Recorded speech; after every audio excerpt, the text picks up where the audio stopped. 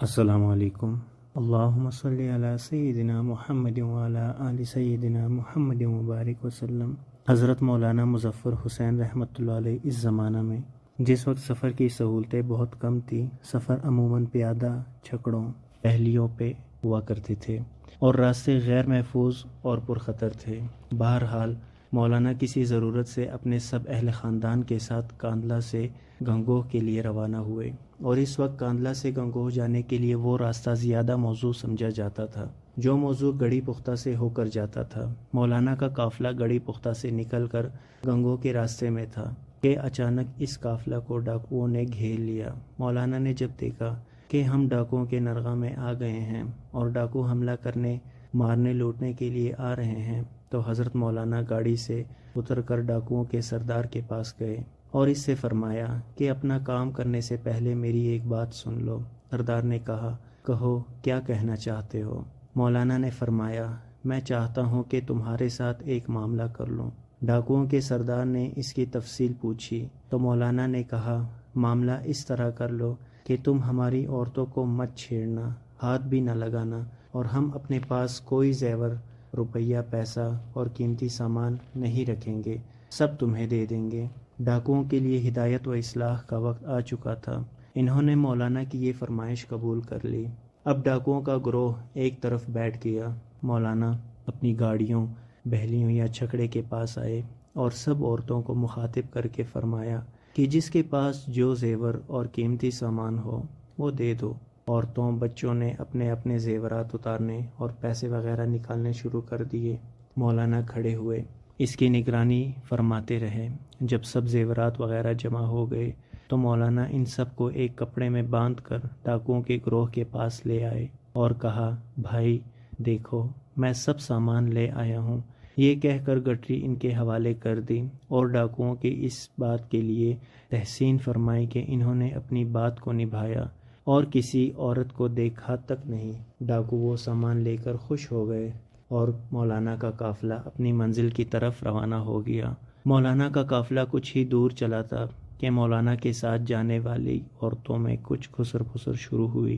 حضرت مولانا نے اس کو محسوس کر لیا اور پوچھا، کیا بات ہے؟ عورتوں نے کہا، کچھ نہیں، مگر جب مولانا نے سختی سے معلوم کیا تو بتایا کہ فلاں یہ کہہ رہی ہے کہ میری ہنسلی جو کہ گلے میں پہننے کا ایک زیور ہے جو خاصا بھاری اور قیمتی ہوتا ہے، بچ گئی ہے، میں نے کپڑوں کے نیچے چھپائی تھی۔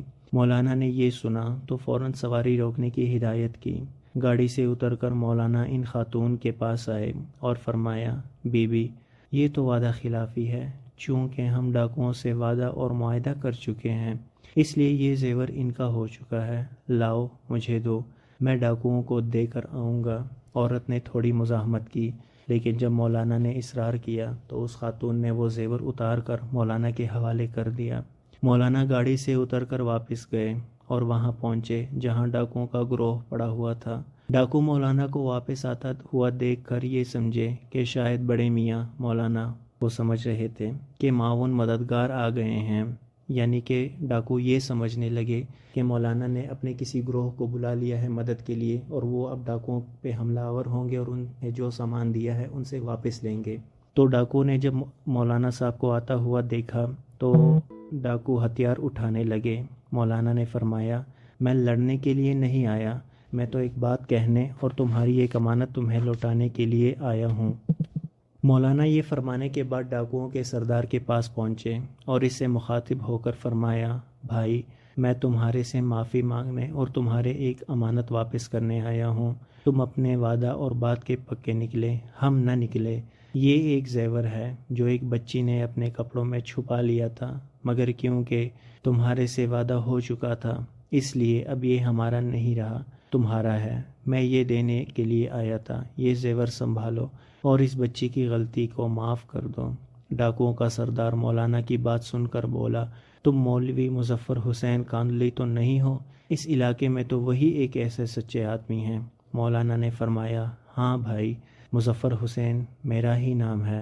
ڈاکوؤں کا سردار یہ سنتے ہی مولانا کے قدموں میں گر گیا اور ڈاکوؤں کے پورے گروہ میں گریا اور آہوازاری شروع ہو گئی، اور اسی وقت سب ڈاکوؤں نے اپنے اس کام اور تمام گناہوں سے توبہ کی اور مولانا سے بیعت لی اور ان کو بیعت دی اور مولانا کے قافلے سے لیا ہوا ایک ایک سامان واپس کر دیا اور عہد کیا کہ ہم نے آج تک جن لوگوں کا سامان لوٹا ہے یا کسی قسم کی تکلیف پہنچائی ہے ہم ان کو تلاش کریں گے، ان کا سارا سامان جو ہمارے پاس اب تک موجود ہے واپس کریں گے، اور ہماری کوشش ہوگی کہ ان سے ہم معافی بھی مانگیں اور ان کا سامان جو ہمارے پاس اب امانت ہو چکا ہے ہم ان کو واپس لوٹا دیں گے۔ ویسے اگر سوچا جائے تو آج سے پہلے کے زمانے میں خلوص اور سچائی تھی جو کہ آج کل بالکل نہ ہونے کے برابر ہے۔ اس واقعے سے ہمیں یہی سبق ملتا ہے کہ ہمیں ہر حال میں اپنا دل، اپنی نیت صاف رکھنی چاہیے۔ صلہ ہمارا رب دے گا، وہ پاک پروردگار جس کے خزانوں میں کسی بھی چیز کی کوئی کمی نہیں ہے۔ بے شک مشکل وقت ہم سب پر آتا ہے، لیکن اس مشکل وقت میں رب کے بتائے ہوئے اصول پر ثابت قدم رہنا ایک سچے مومن کی نشانی ہے۔ اللہ پاک سے دعا ہے کہ وہ ہمیں حضور اکرم صلی اللہ علیہ وآلہ وسلم کے بتائے ہوئے طریقے پر عمل کرنے کی توفیق عطا فرمائے، آمین یا رب العالمین۔ احباب، آپ سے درخواست کی جاتی ہے کہ اپنے روزانہ کے معمول میں درود شریف کا ورد لازمی کیجیے، کیونکہ درود پاک وہ واحد عبادت ہے جو اسی وقت قبول ہو جاتی ہے۔ اللہم صلی علی سیدنا محمد وعلی آل سیدنا محمد وبارک وسلم۔